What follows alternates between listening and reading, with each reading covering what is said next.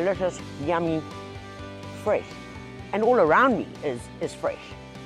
But what I do want to do is, got a space here, summer coming up, well, summer screams strawberries and cream. Aha, you gotta have it. There are beautiful varieties of strawberries that are available at your local garden centre, and they have been bred for ultimate great fruit production. Remember, the only thing you've got to worry about with these guys is the snails love them as much as we do. So a good mulching is really important. But we've got a spot, and who needs a gap in the veggie garden? So in they go. Really good healthy soil. Here's the evidence. And this is always good evidence.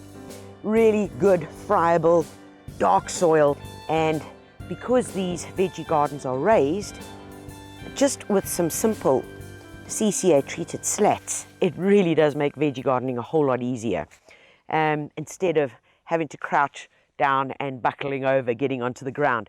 So consider that when you are thinking or planning, and likewise even just in pots. And strawberries, like most of your fruiting plants, are relatively greedy feeders. So you're going to make sure that your soil is really good and that you're giving them the right nutrition.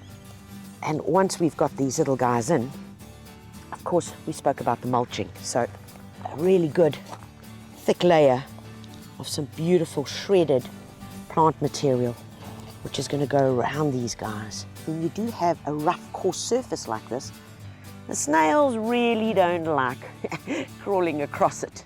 So yeah, it's not like a stroll on the beach for them. More like a really bad corrugated dirt road. Works for me. And finally, a good feeding and watering. And this is a water-soluble liquid fertilizer. So in other words, it comes in little granules, powder like this. It's a capful into 5 litres of water. And you can do that every 2 weeks. It's going to give really good nutrition, NPK, plus a whole lot of trace elements.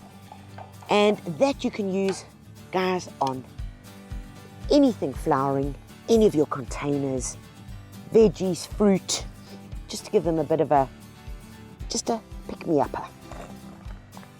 Strawberries, they enjoy at least a full half-day sun or even a full-day sun. And of course, it's the berries we need to protect.